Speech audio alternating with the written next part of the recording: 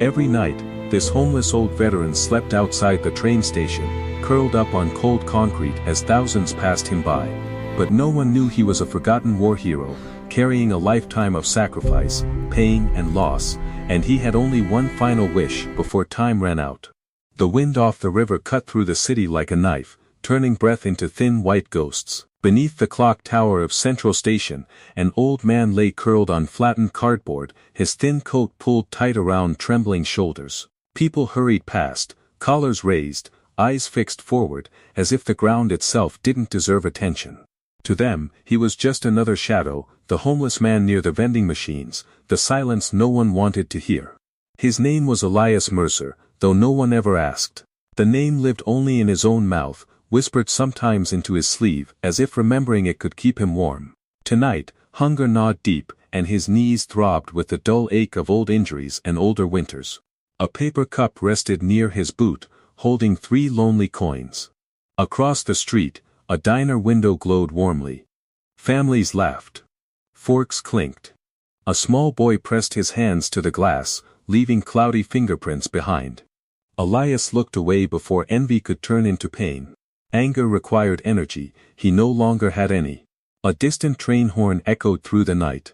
Elias closed his eyes. Behind them, memories surged, falling snow mixed with smoke, the thunder of explosions, voices shouting his name. He reached into his coat and touched the small tin box hidden inside. 2 faded photographs and a set of worn medals rested there. He did not open it, he knew every edge by heart.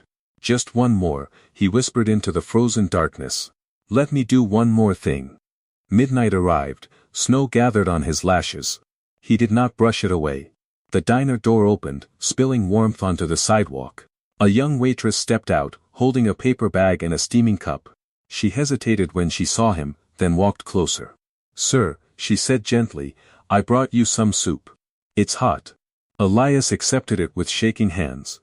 The first sip nearly broke him. Heat traveled through his chest like life itself. I'm Nora, she said. Elias.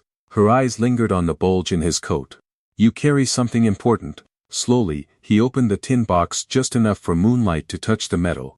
Metals shimmered faintly. 2 photographs stared back from another lifetime. You're a veteran, Nora whispered.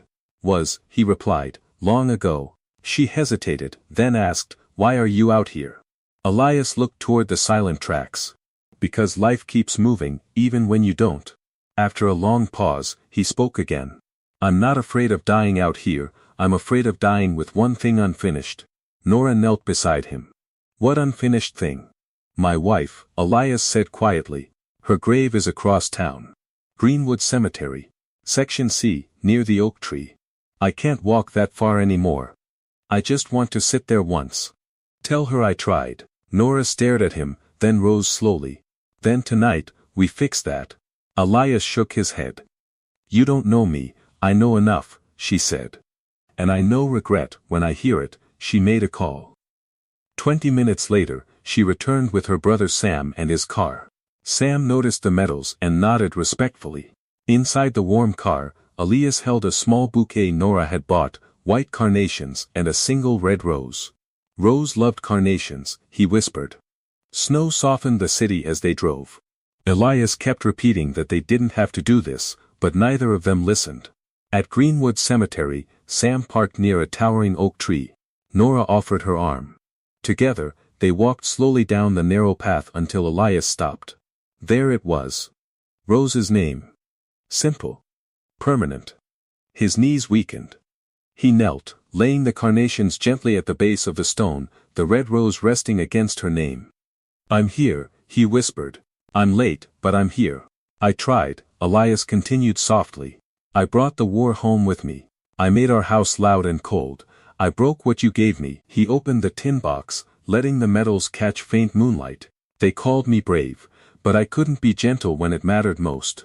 This is all I have left, he murmured, pressing the rose closer. Nora stood behind him, tears slipping freely. She would have wanted you here. I hope she knows I never stopped loving her. Wind moved through the oak branches overhead. In that stillness, Elias finally let himself cry. On the walk back, his steps slowed. His breathing turned thin, halfway down the path, his knees folded. Nora caught him as he fell. Sam shouted for help.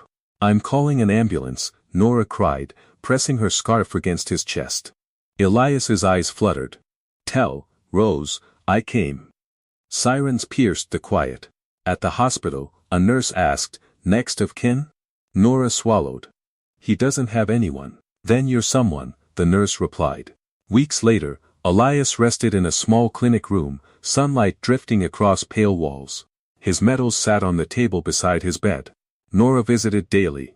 Sam arranged housing and care. Slowly, the world remembered him. I thought I'd die unfinished, Elias said once, but you gave me a doorway. You walked through it, Nora replied. On a quiet Sunday, they returned to Greenwood. Elias sat beneath the oak, breathing slowly. I'm trying again, he whispered. Not to erase the past, just to stop running. That night, he wrote a short letter. Rose, I made it to you, I'm learning how to be gentle. A month later, Elias passed in his sleep, not beneath a frozen clock tower, not on cold pavement, but in a clean bed, wrapped in warmth. Sometimes, the greatest heroes don't need statues, they only need someone to see them, before it's too late.